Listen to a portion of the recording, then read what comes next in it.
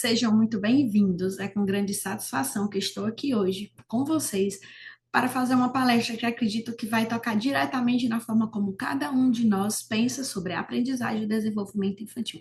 Sejam todos muito bem-vindos ao Congresso Internacional em Promoção da Saúde da Criança e do Adolescente. Meu nome é Alice Cristina Lima, sou mestre em Tecnologias Emergentes da Educação, psicopedagoga, neuropsicopedagoga.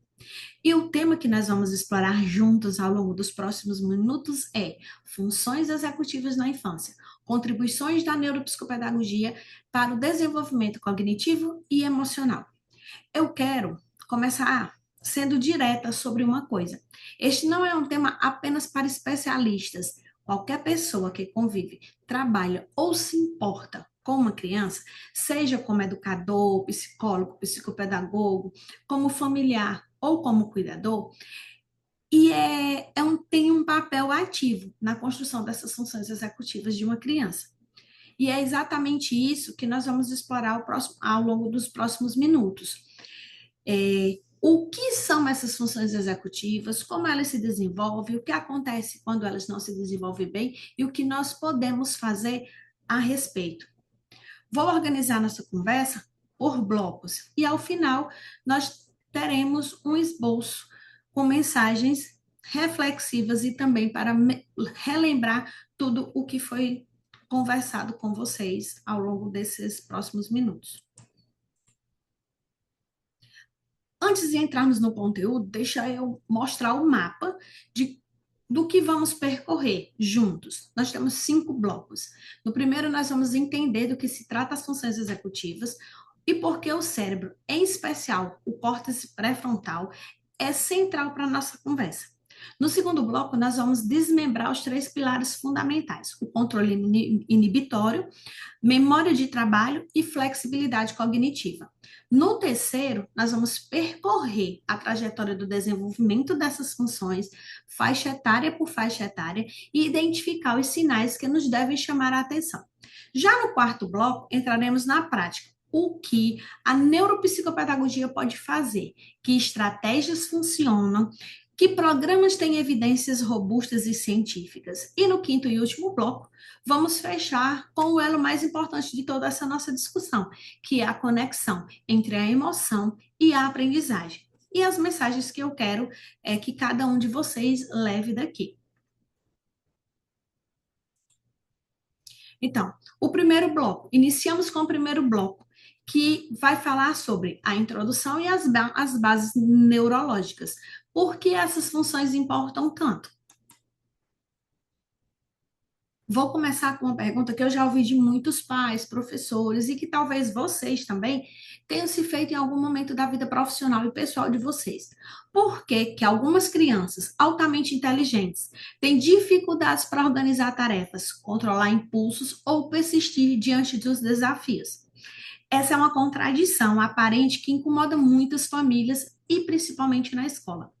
A criança demonstra inteligência, ela tem vocabulário, compreende os conceitos, mas não consegue terminar a tarefa. Perde a vez na conversa, esquece as instruções no meio do caminho, e aí vem uma interpretação equivocada. Preguiça, falta de vontade, desobediência.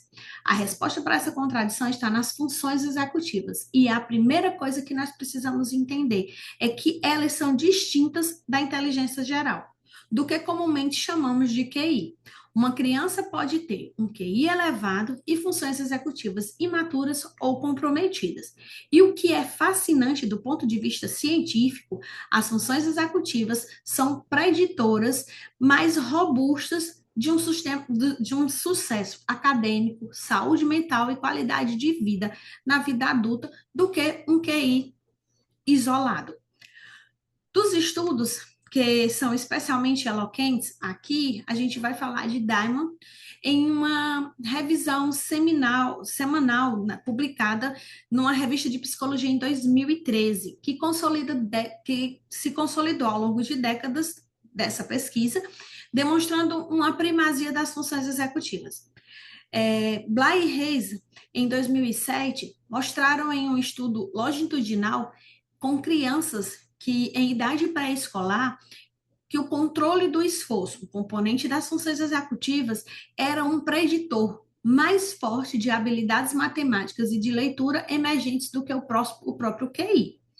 Olhem os dados que aparecem aqui.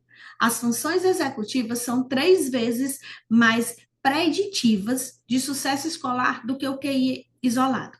Já o córtex pré-frontal, que é o grande substrato neural dessa função, leva até 25 anos para completar o seu desenvolvimento. E estima-se que uma criança de 6 anos apresenta déficit significativo nessas funções. Isso tem que isso tem implicações diretas para que tudo que acontece dentro da sala de aula, na clínica e no lar.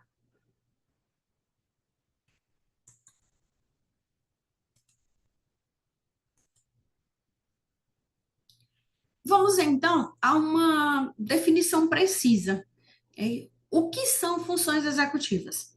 Funções executivas são o processo cognitivo de ordem superior, predominantemente sediado no córtex pré-frontal, que permite ao indivíduo planejar, iniciar, monitorar e adaptar todo o seu comportamento de forma flexível, voluntária e contextualizada. São, em essência, as habilidades que nos permitem agir com propósito, em vez de simplesmente reagir a como o ambiente está nos apresentando. Há uma metáfora que eu acho muito útil. O neuropsicólogo Blake chama as funções executivas de o executor do cérebro. Elas funcionam como o céu, que organiza, prioriza, delega e avalia os outros processos mentais.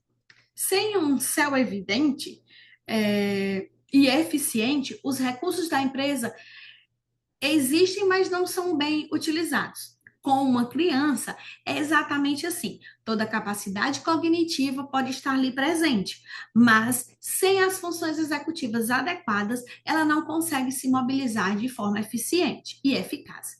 Observem as 4 dimensões que aparecem nos slides. As funções executivas operacionais, que operam em domínio cognitivo, organizando o pensamento e a atenção, operam em domínio emocional, regulando impulsos e estados afetivos, operam em domínio social, permitindo adaptar o comportamento conforme o contexto relacional, e operam em domínio acadêmico, fundamentando o planejamento, a organização e a execução de tarefas escolares. E elas são transversais a tudo. Então, nós podemos perguntar o seguinte: pensando nas crianças, com quem nós trabalhamos e convivemos, quantas dessas dimensões vocês conseguem observar no cotidiano?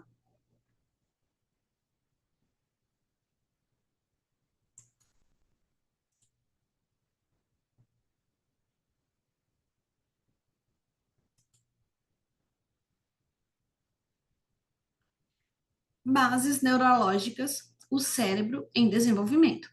Agora, nós precisamos mergulhar nas bases neurológicas. E aqui eu quero deixar bem claro um ponto que tem implicações práticas enormes. O cérebro de uma criança não é um cérebro adulto em miniatura. Ele está em construção ativa, é uma região mais lenta a amadurecer de todo o encéfalo e é exatamente o córtex pré-frontal o substrato primário das funções executivas. Estudos da neuroimagem longitudinal, com os conduzidos por Gide e seus colaboradores ao longo de décadas, mostram que o córtex pré-frontal completa essa maturação estrutural por volta dos 25 anos de idade. Isso tem uma implicação direta quando pedimos uma criança de 6 anos que se controle, que se organize e que pense antes de agir. Sem oferecer suporte, estamos ignorando a neurobiologia e do desenvolvimento. O córtex pré-frontal não é uma estrutura isolada. Ela funciona em rede com as outras regiões cerebrais. E o que você pode ver listadas aqui, que eu vou comentar brevemente cada uma, o córtex pré-frontal lateral dorsal é o principal responsável pela memória de trabalho e pelo planejamento. É ele que nos permite guardar informações da mente enquanto realizamos outra tarefa. O pré-frontal orbitofrontal regula a tomada de decisão com base em experiências anteriores e nas suas valências emocionais. A amígdala é fundamental para o processamento emocional, modula diretamente o controle inibitório. Quando ela está ativa, o indivíduo perde. é, Quando ela está muito ativa, o indivíduo perde eficiência. Os glândulos da base participam da aprendizagem de hábitos e da iniciativa de ações voluntárias. São fundamentais para quê? Para a automatização de comportamentos regulados. E quando eu falo do símbolo anterior, atua como um detector de conflitos que monitora quando algo está errado. Aí, quando há discrepância entre o que se esperava e o que ocorreu, sinalizando que para o indivíduo, a necessidade do ajuste. E sinalizando para o córtex pré-frontal que necessita-se de ajuda. No plano neuroquímico, os principais moduladores das funções executivas são a dopamina e a noradrenalina. A dopamina regula a motivação, o sistema de recompensa, a melhoria e a memória de trabalho, que são os níveis subótimos da dopamina, que comprometem diretamente a capacidade de manter informações, as informações ativas, de engajar com tarefas de baixa recompensa imediata. A noradrenalina, ela modula a atenção do alerta. Os déficits em âmbitos do sistema são observados. Isso a gente observa no TDAH, no autismo, nos transtornos de ansiedade, o que explica parcialmente porque essas condições se acompanham frequentemente e de comprometimento nas funções executivas. E o que eu quero terminar com esse slide com uma frase que eu gosto muito do educador do cérebro da criança em construção, que exige controle e planejamento sem suporte adequado e, a partir daí, pedir a alguém que corra antes de aprender a falar. Ou seja, eu pedir a alguém que corra antes de falar, eu estou exigindo um autocontrole que esse indivíduo não tem. Isso não é falta de expectativa, é respeito para a neurobiologia. E aí nós vamos adentrar o bloco 2, né? O segundo bloco. Nós agora vamos desmembrar o quê? Os três pilares das funções executivas: o controle inibitório, memória de trabalho e flexibilidade cognitiva. Esse é o modelo proposto por Diamond em 2013, que se tornou o quadro de referência mais amplamente aceito dentro da literatura científica e o que sincretiza décadas de pesquisa experimental em clínicas. Então, os três pilares no modelo Diamond 2013. O modelo Diamond parte de uma distinção fundamental. Há funções executivas nucleares, que são os três pilares que vamos detalhar agora, e as funções executivas de ordem superior, como o planejamento, tomada de decisão e o raciocínio fluido, o que emerge na integração e na coordenação desses três componentes básicos. Michael e os seus colaboradores, em um estudo clássico no ano de 2000, publicado na revista Psicológica e Cognitiva, já haviam demonstrado empiricamente que tanto a unidade quanto a diversidade dessas funções, elas se correlacionam entre si. Portanto, têm um substrato comum, mas são desassociáveis, ou seja, é possível ter um déficit em uma delas sem comprometer equivalência nas outras. Isso tem implicações clínicas importantes, como veremos a seguir. O destaque, nesse momento, é que na parte inferior é imprescindível que essas funções executivas da parte superior, como o planejamento, o raciocínio fluido, emergem na integração desses três pilares. Ou seja, portanto, quando uma criança tem dificuldade para planejar um projeto escolar, não é simplesmente falta de organização, mas é a manifestação de como esses pilares estão funcionando ou não em conjunto. O pilar um, que é a questão do controle inibitório, é o primeiro e possivelmente o mais fundamental dos pilares. Trata-se da capacidade de suprimir respostas automáticas, impulsos e distrações para agir de forma deliberada e contextualmente adequada. Em outras palavras, é a habilidade de não fazer o que o cérebro quer fazer automaticamente, quando isso seria inapropriado ou contraprudente. Distinguimos três dimensões do controle inibitório. A primeira é a inibição da resposta comportamental, que resiste ao impulso de agir. Não gritar em sala de aula quando está frustrado. Não pegar o brinquedo do coleguinha. Esperar a sua vez de falar. Esperar a sua vez na fila. A segunda é a inibição atencional, ou seja, também chamada de interferência, mas é a capacidade de ignorar estímulos distratores e manter o foco no que é relevante para a tarefa. E a terceira é a inibição cognitiva, que é suprimir os pensamentos intrusivos ou irrelevantes. Por exemplo, quando estamos tentando nos concentrar em algo e a mente fica puxando para outro assunto. Agora, o ponto clinicamente mais importante é que crianças com déficits no controle inibitório apresentam impulsividade, dificuldade de esperar a sua vez, reações emocionais intensas e comportamentos dispuritivos. E são esses comportamentos que são muito frequentes, interpretados por uma má conduta intencional, como se a criança quisesse atrapalhar a aula, não quisesse atrapalhar a fila. O que a neurociência nos diz é que, na maioria dos casos, trata-se de imaturidade ou comprometimento do sistema inibitório.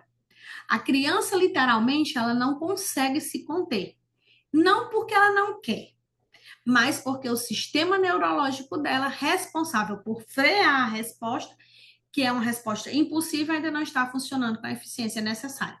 Há um exemplo clínico que eu coloquei no slide e que nos mostra muito isso. Lucas tem 7 anos. Lucas tem 7 anos e empurra uma colega na fila, sem intenção de machucar. Seu sistema inibitório ainda está imaturo para frear a resposta motora automática antes dela ser executada. Ou seja, punir Lucas sem entender, isso é perder a oportunidade de intervir no que realmente importa.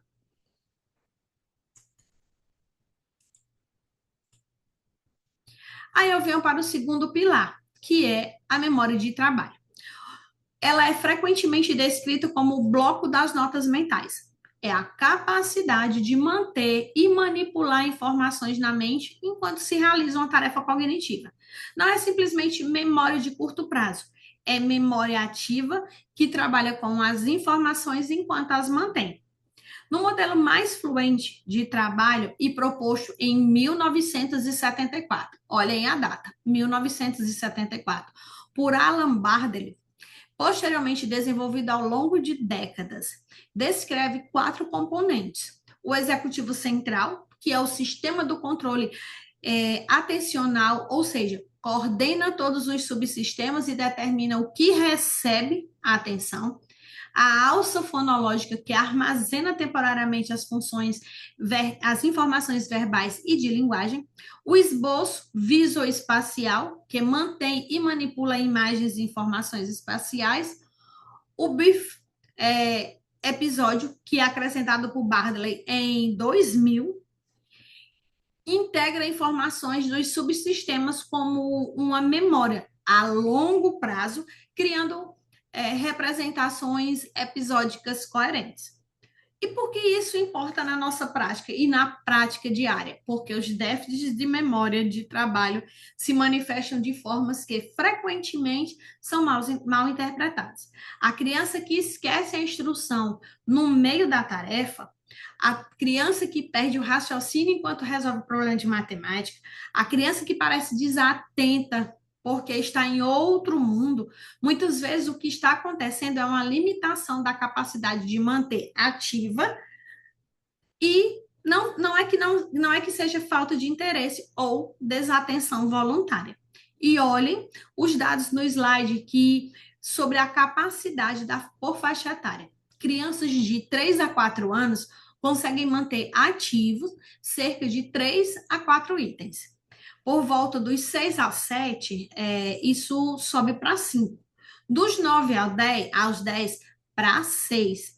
E os adultos, né? Nós, adultos, trabalhamos com 7 itens, mais ou menos, ou mais ou menos, mais para 2 ou menos para 2. Ou seja, a gente pode trabalhar em torno de 5 a 9. Isso vai dar uma variação. E essa pesquisa e toda essa envolto desses dados, ele foi publicado em 1956. Isso significa que o ambiente pode expandir ou restringir esse desenvolvimento.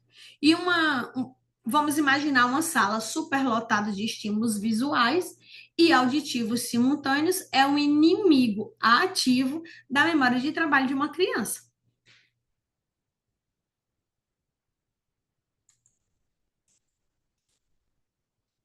O terceiro pilar é a flexibilidade cognitiva, também denominada na literatura como shifting, ou seja, é alternância. É a capacidade de alternar perspectivas, adaptar estratégias e mudar o foco de atenção quando demandadas quando as demandas do contexto mudam. Ou seja, é o oposto da rigidez cognitiva e está intimamente relacionado à criatividade, à empatia, à resolução de conflitos. Distinguimos três tipos de flexibilidade. A flexibilidade da tarefa, que é mudar uma atividade para outra sem perseveração, sem ficar preso na tarefa anterior. A flexibilidade de perspectiva é adotar o ponto de vista do outro, é a base da teoria da mente e da empatia. E a flexibilidade da resposta, que é abandonar uma estratégia que não está funcionando e tentar uma abordagem diferente. Crianças com baixa flexibilidade cognitiva tendem a se frustrar intensamente com mudanças de rotina, porque para elas a mudança representa uma demanda cognitiva elevada que o sistema não consegue processar de forma tranquila. Insistem em estratégias que já mostraram ineficiência e ineficácia.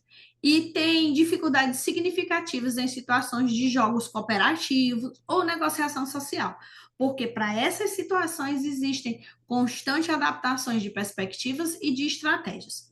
É importante notar que a flexibilidade cognitiva é o componente das funções executivas, o que mais se desenvolve tardiamente, continuando a se aprimorar até a adolescência, que se torna a adolescência tardia. Por isso, espera-se que o comportamento altamente flexível das crianças pequenas ou mesmo dos pré-adolescentes pode ser desalinhado com a neurobiologia do desenvolvimento. No bloco 3, nós vamos falar sobre o desenvolvimento por faixa etária e os sinais de alerta.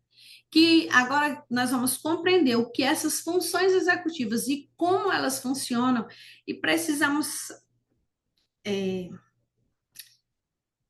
O bloco 3.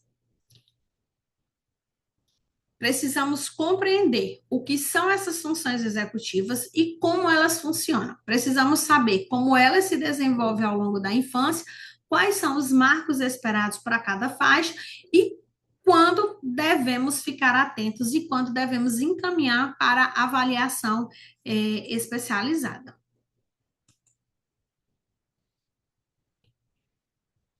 Trajetória do desenvolvimento das funções executivas.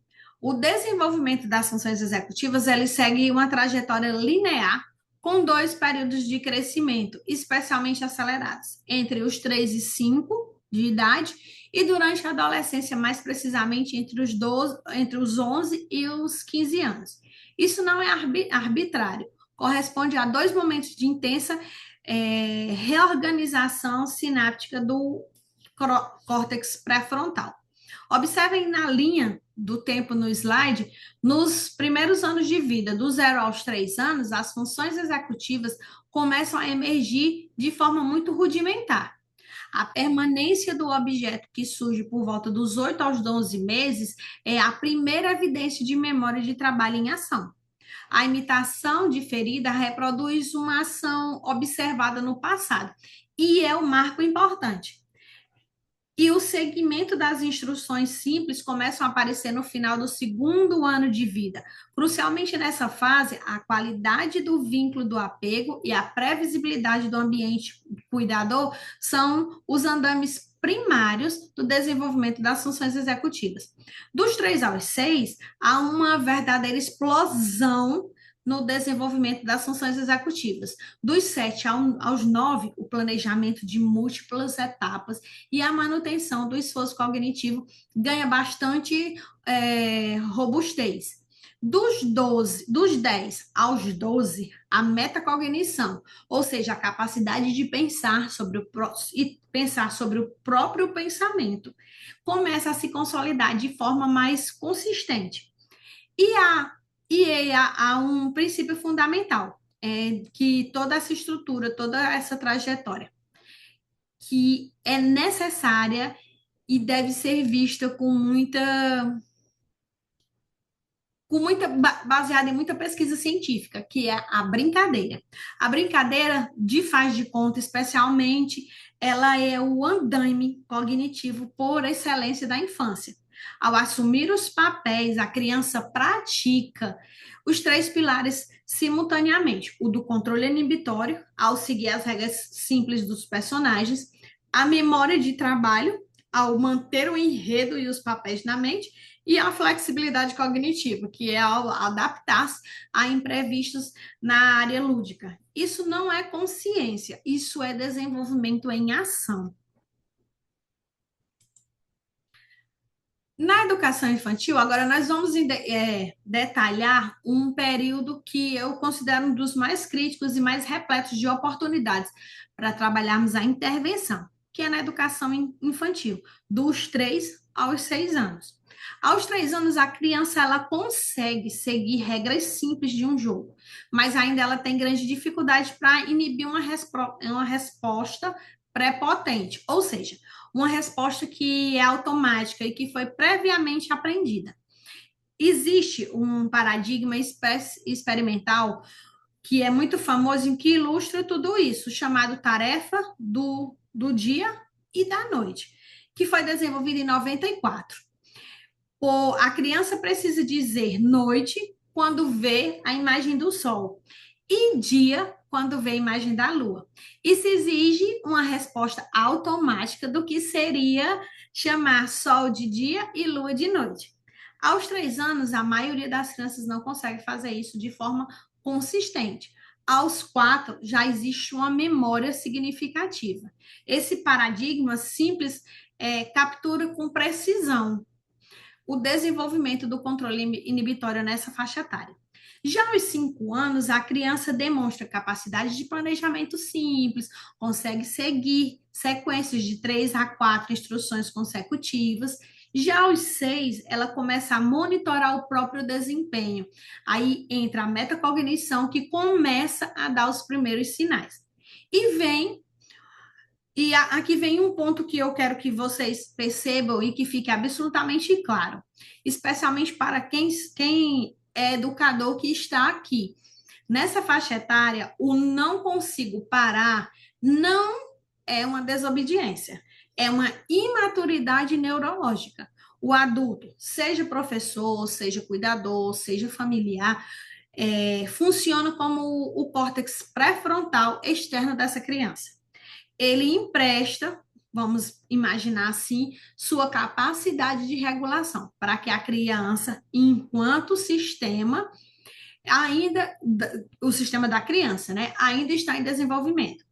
Já aí nós temos que falar de Vygotsky, que chamava isso de correlação, que é a regulação, que é quando a regulação começa no plano interpsicológico, ou seja, entre pessoas, antes de tornar intrapsicológica, ou seja, interna do sujeito. Aí nós vamos para os sinais de alerta. Quando encaminhar? Chegamos a um ponto muito sensível e muito importante. Quando o que observamos em uma criança deixa de ser variação normal do desenvolvimento e passa a merecer avaliação especializada. A primeira coisa que eu preciso dizer é que sinais isolados não constituem por si só uma indicação para o encaminhamento para um profissional. Uma criança que às vezes esquece a instrução, que ocasionalmente age por impulso, que tem dificuldade em determinada transição de rotina, isso pode ser variação normal, especialmente quando consideramos a faixa etária. O que devemos procurar é um padrão, que ele seja persistente, presente em múltiplos contextos, social, educacional, familiar, e assim causando prejuízos no funcionamento significativo. Com essa premissa, o que é que eu quero que vocês entendam? Que em mente, os sinais que merecem são os seguintes. Primeiro, dificuldade persistente e intensa para iniciar tarefas, o que a neuropsicologia chama de inércia cognitiva. A criança sabe que precisa fazer, que quer fazer, mas simplesmente não consegue começar. O segundo é a incapacidade de suprimir impulsos, mesmo após consequências repetidas. A criança é punida pelo mesmo comportamento várias vezes e não consegue inibi-lo. Já o terceiro trata de quê? A perda frequente de instruções no meio da execução. Ou seja, a criança ouve a instrução completa, começa a tarefa e alguns instantes depois não sabe mais o que estava fazendo. Já o quarto é a rigidez extrema. As mudanças de rotina acompanham uma desregulação emocional intensa, o que vai muito além da resistência normal que qualquer criança pode apresentar de não querer ir para um local ou entender que não iria naquele momento para aquele local. Quinto, dificuldade para organizar o material escolar. E gerenciar o próprio tempo de forma autônoma. Após os 9 anos, isso, né, já precisa ser visto, que é quando se espera uma independência nesse momento, nessa área. E o sexto é o comportamento sistematicamente aquém do esperado, para a idade em múltiplos contextos. Em casa, na escola, na sociedade e em atividades extracurriculares. No futebol, no vôlei, nas atividades extras do dia a dia. Quando esses padrões estão presentes de forma consistente, a indicação é de avaliação de uma neuropsicopedagoga ou de uma neuropsicóloga especializada. E este é um ponto importante. A avaliação, ela não é uma sentença. Ela é uma oportunidade de entender melhor o funcionamento da criança, de traçar um plano de intervenção adequado. Atrasar esse encaminhamento por medo do diagnóstico ou por esperar que a criança vá melhorar com o tempo, ou esperar, porque o pai foi assim, demorou muito tempo, e esperar esse tempo é, na maioria dos casos, perder uma janela de oportunidades muito valiosas de trabalhar com essa criança. No bloco 4, chegamos ao coração desse momento, dessa palestra. Nós vamos ter os fundamentos teóricos, teremos um mapa do desenvolvimento, mas agora precisamos responder algumas perguntas que a maioria de vocês deve estar fazendo. E o que eu faço com isso? O que funciona na prática? Nós vamos trabalhar estratégias ambientais, a mediação relacional e os programas baseados em evidências. A organização do tempo, o andaime da ambiental. A primeira frente de intervenção, que nós chamamos de andaime ambiental, é o conceito de andaime, que ele vem de Vygotsky, que é o suporte externo que permite à criança realizar o que ainda não consegue fazer sozinha, com o objetivo de gradualmente esse suporte seja internalizado e se torne desnecessário.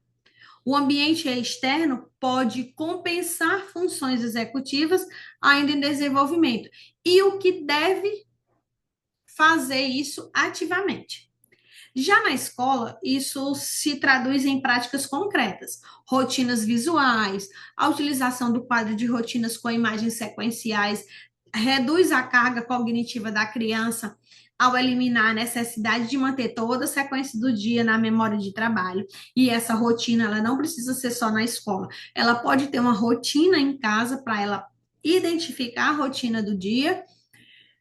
A previsibilidade não é tédio, gente, é suporte cognitivo. Divisão de tarefas em etapas menores para a verificação, em vez de escreva um texto sobre meio ambiente, oferecer as etapas. Primeiro, escreva um título sobre o meio ambiente. Agora, escreva 3 ideias principais que você imagina quando se fala de meio ambiente. Agora, desenvolva a primeira ideia. Isso é respeito pela capacidade de planejamento da criança. E quando a gente fala nisso, nós temos que também lembrar dos sinalizadores temporais, que são os times visuais, e tornam esse tempo concreto. Uma criança com desenvolvimento típico das funções executivas ainda tem dificuldades para perceber o tema abstrato. Minimização de estímulos distratores. Analisaremos que em uma sala de aula sobrecarregada de estímulos visuais, painéis traz uma competição direta na atenção seletiva e na memória de trabalho dessa criança. As listas de verificação, os painéis de automonitoramento exteriorizam o processo de planejamento e o monitoramento que a criança ainda não consegue fazer internamente com consistência. Em casa, as mesmas lógicas se aplicam. Horários regulares para as refeições, para as tarefas, para o sono, não são limitações da liberdade da criança, são andaimes cognitivos. A estratégia e se então? Que na chamada da literatura são as intenções, os momentos implementados de intenções. Tem evidência robusta e científica que, se eu chegar da escola, então eu vou guardar a mochila e lanchar antes de brincar. Essa estrutura automatiza a transição da redução da demanda sobre o controle executivo. Também o que pode ser recomendado é dividir o dever de casa em blocos de 15 a 20 minutos, com pausas programadas, o que respeita tanto a capacidade de atenção quanto as necessidades de recuperação cognitiva dessa criança. Quando eu venho para o regulador externo, né, que o adulto como esse regulador. A segunda frente de intervenção é a mediação relacional. E aqui eu quero retornar a Vygotsky quando, de forma bem explícita, porque ele é absolutamente central para essa discussão. Ele relata que todas as todas as funções psicológicas superiores e as funções executivas, elas são exatamente isso. Aparecem primeiro no plano interpsicológico, ou seja, na relação entre as pessoas, antes de serem internalizadas e se tornarem intrapsicológicas, ou seja, internas do indivíduo.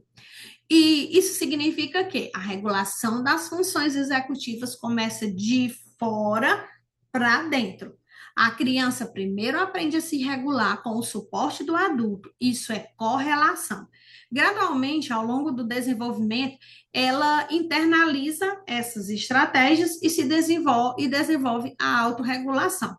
O adulto, pai, professor, terapeuta, é o andaime vivo desse processo.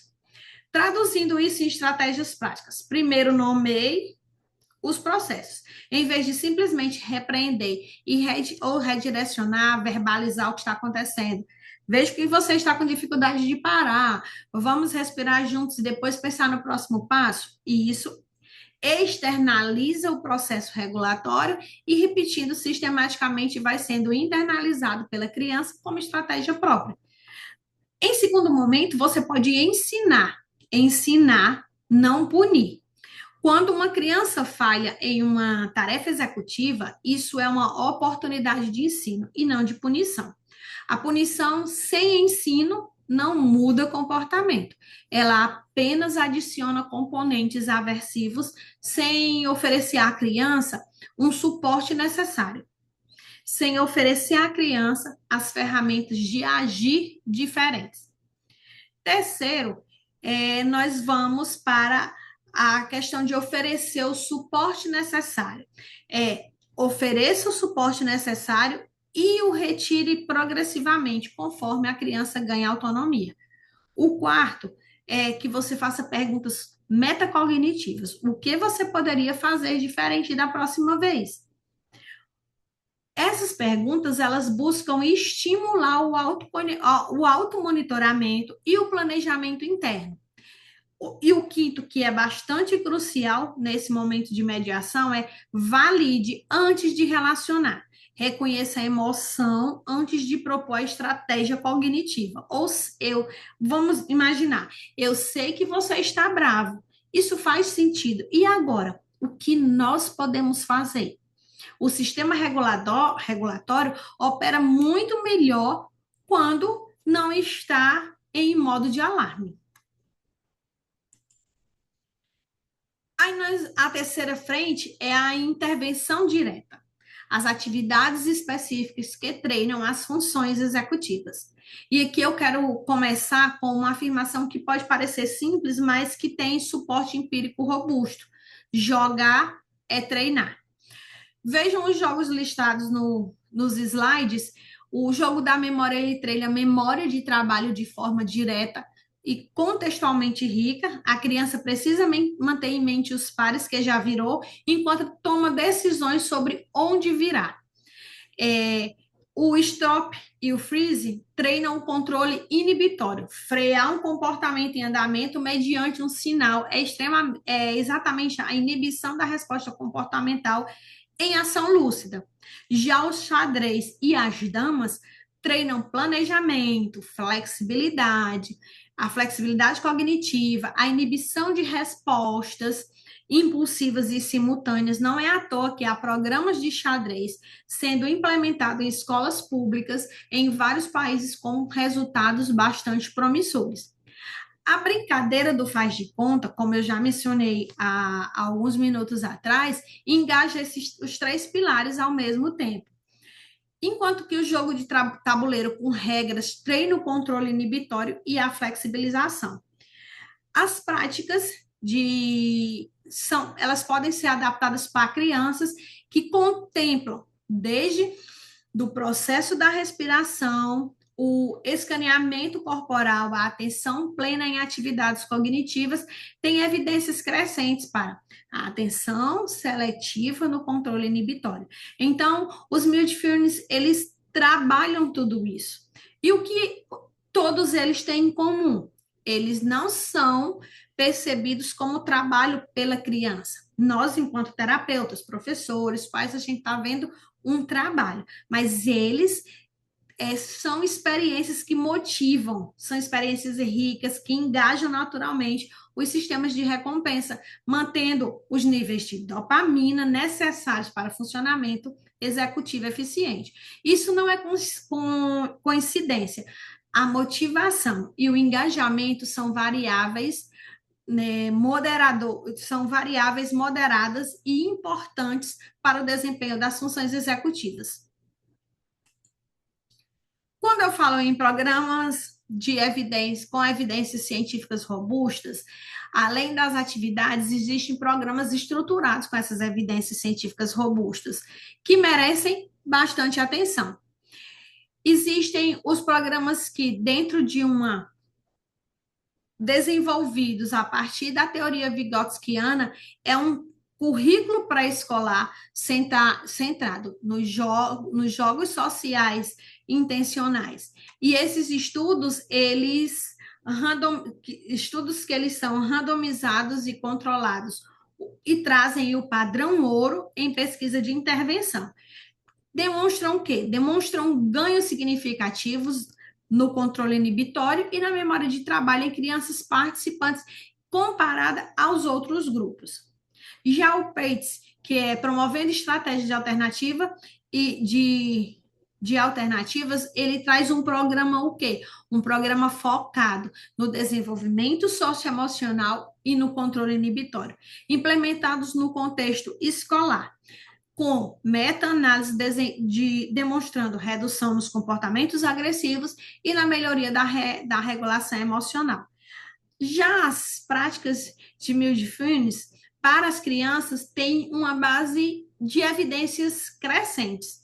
Diamond e Lee, numa revisão de 2011 da revista Ciências, incluíram que dentre todas as abordagens trabalhadas, eles incluíram as práticas com evidências para o desenvolvimento das funções executivas entre 4 e 12 anos. Os programas de treinamento computadorizados de memória de trabalho têm evidências de eficácia para a memória de trabalho propriamente dita, embora a transferência para os outros domínios cognitivos eles sejam limitados. Ou seja, o que é que significa isso? Significa que são mais úteis como componentes de uma intervenção multimodal do que com abordagem isolada. E este é o ponto que encerra esse bloco, a intervenção multimodal, que combina ajustes ambientais e mediação relacional e as atividades diretas, e é consistentemente mais eficaz do que qualquer abordagem isolada. Não existe uma bala de prata no desenvolvimento das funções executivas, a gente precisa lembrar sempre disso. E estamos chegando ao quinto e último bloco, emoções, aprendizagens e as considerações finais. Chegamos ao que eu considero o nó de tudo isso, né? E mais importante de todo esses nossos minutos dessa palestra, que é a relação entre a emoção e a cognição, e o que ela significa para tudo que nós discutimos até aqui. A inseparabilidade entre emoção e cognição. Um dos maiores avanços das neurociências nas últimas décadas foi a desconstrução de um dualismo que herdamos do pensamento cartesiano.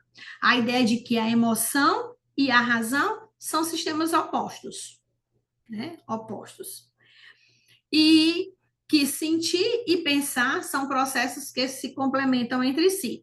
E que a razão deve dominar a emoção. Essa visão era conveniente filosoficamente e culturalmente falando, mas a neurociência comprovou que neurocientificamente ela é bastante equivocada. Antônio Damasio, a gente precisa lembrar que em 1994, no livro O Erro de Descartes, ele, especialmente essa hipótese dos marcadores somáticos, foi revolucionário nesse sentido.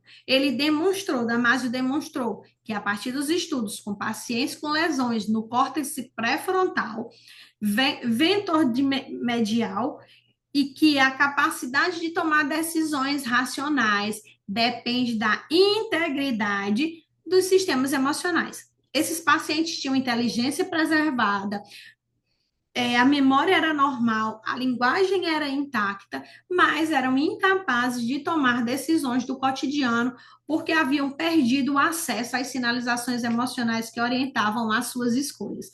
Emoção e cognição não são opostas, elas são co-construtivas. Para as crianças, isso tem uma implicação direta e urgente. Uma criança em estado de alta ativação emocional, seja por raiva, tristeza, uma tristeza intensa, uma ansiedade, tem o córtex pré-frontal funcionando no offline. Não é uma metáfora, gente. É a ativação intensa da amígdala inibe as redes do córtex pré-frontal, especialmente nas conexões pré-frontais, que suportam o controle inibitório e a memória de trabalho.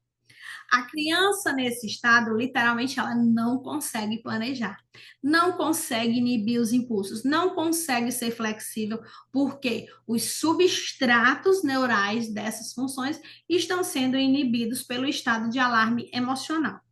Isso tem consequências pedagógicas fundamentais que aparecem em destaque no slide. Primeiro a regulação, depois a aprendizagem. A janela de tolerância, o estado de ativação emocional moderado, é em que o organismo funciona de forma equilibrada, precisa estar ativa para que as funções executivas operem eficientemente. Tentar ensinar uma criança desregulada é como tentar preencher um recipiente com um furo no fundo. O primeiro passo para que nós possamos ensinar as crianças é sempre a regulação. Quando eu falo de relações, aí a relação entre emoções e funções executivas tem uma dimensão social e de justiça que não podemos ignorar. Crianças expostas a atividades, a diversidades precoces, pobreza, violência doméstica, negligência, instabilidade familiar, exposição a eventos traumáticos e pós-traumáticos também, apresentam taxas significativamente altas de déficits nas funções executivas. E isso tem uma base neurobiológica bem clara.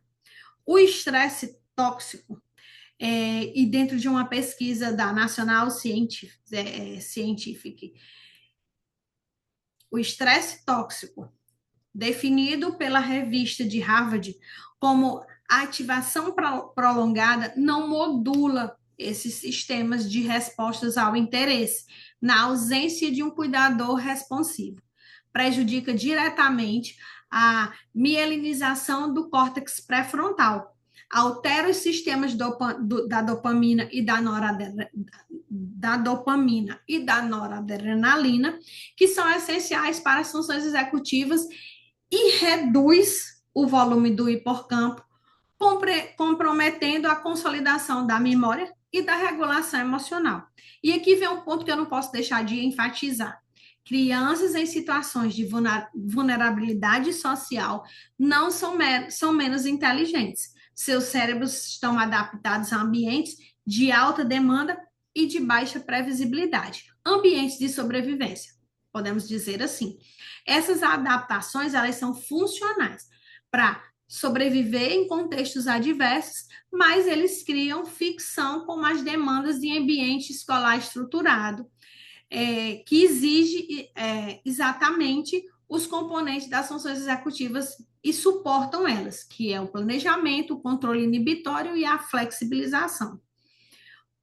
Os fatores protetores são bem claros, né? O vínculo do apego seguro com pelo menos um adulto, que pode ser o professor, o coordenador, e é o fator de proteção mais robusto identificado na literatura científica.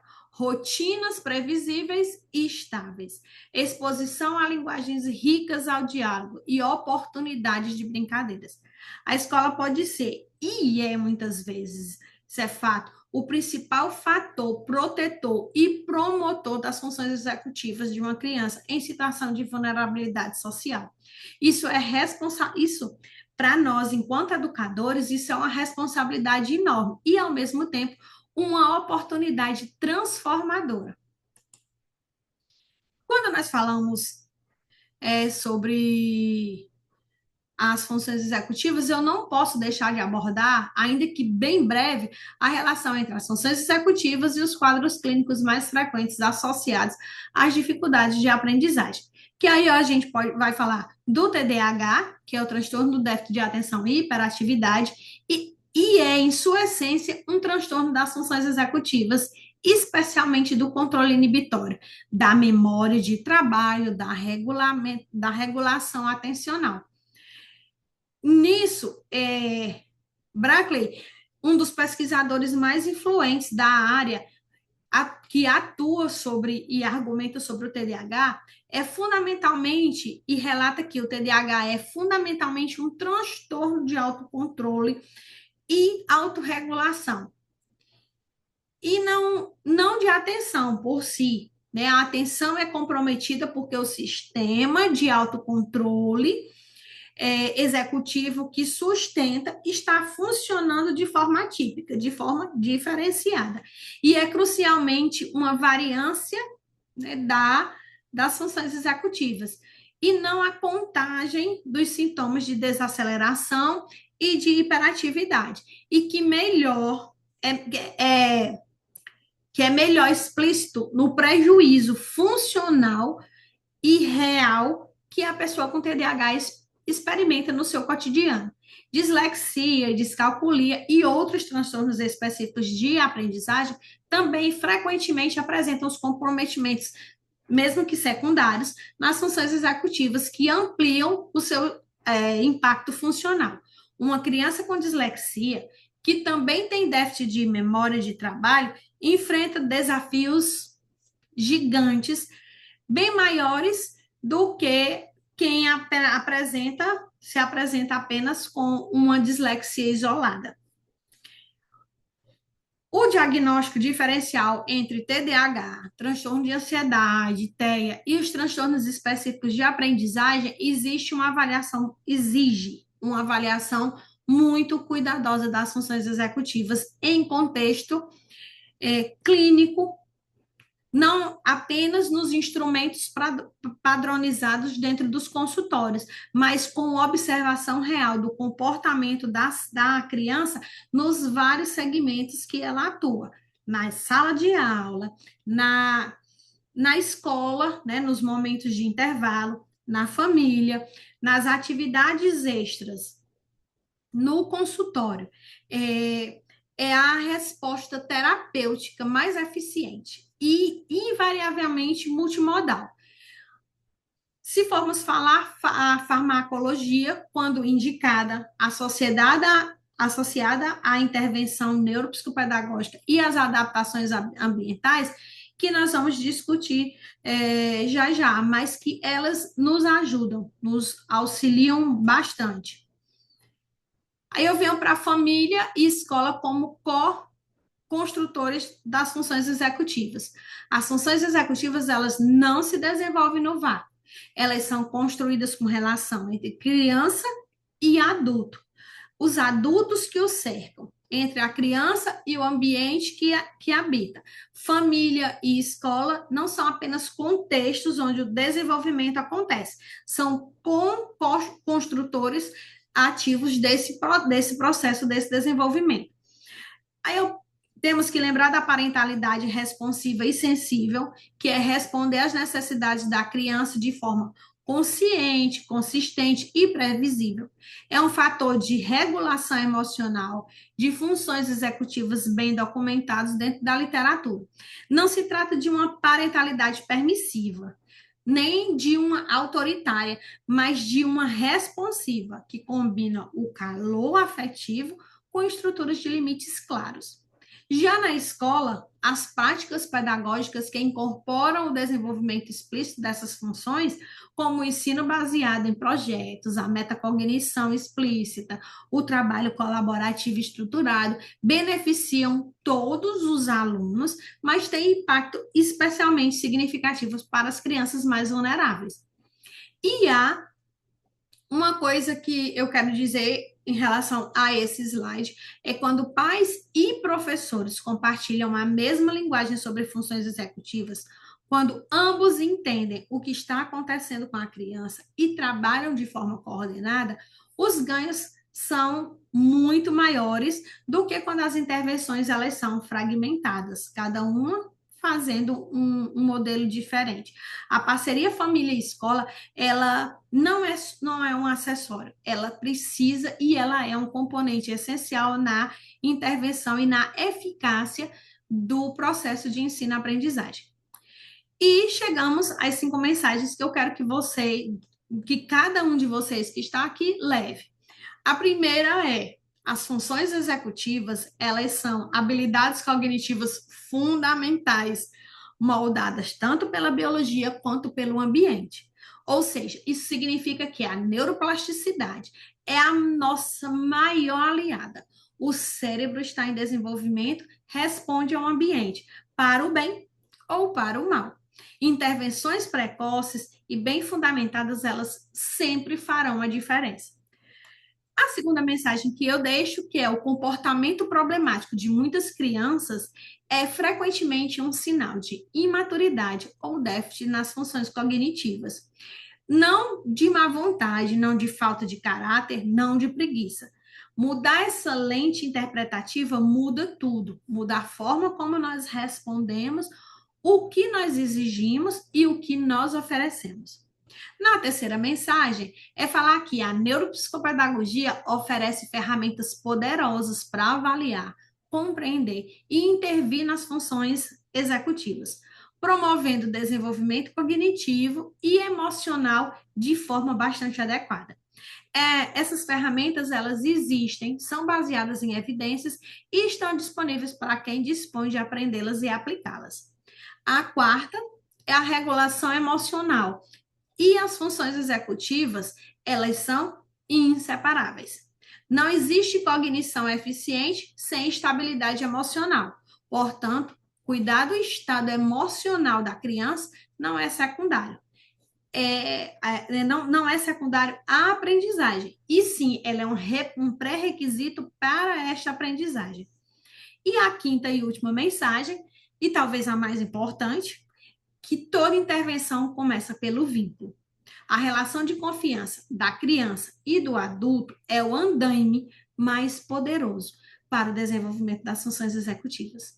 Técnicas, programas e estratégias, elas são bastante e não tem como medir a importância.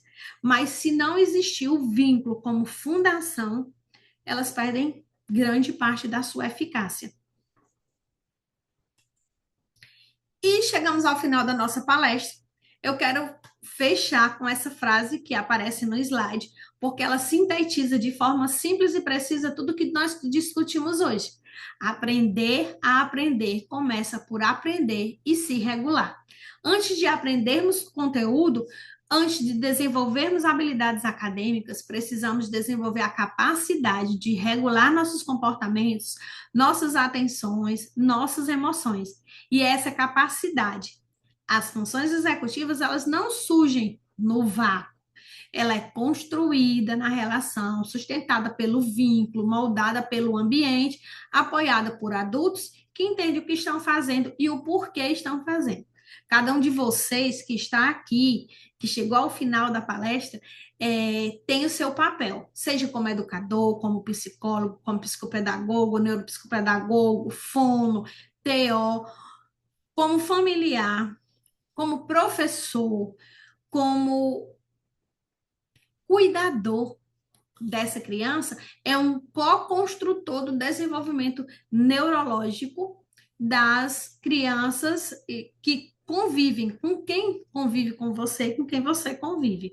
Isso é ao mesmo tempo uma responsabilidade muito grande, enorme, mas é um privilégio extraordinário. Então, obrigada pela atenção de todos, pela presença. Coloco-me à disposição para reflexões futuras e aprofundarmos o que nós possamos desenvolver cada vez mais a questão das funções executivas.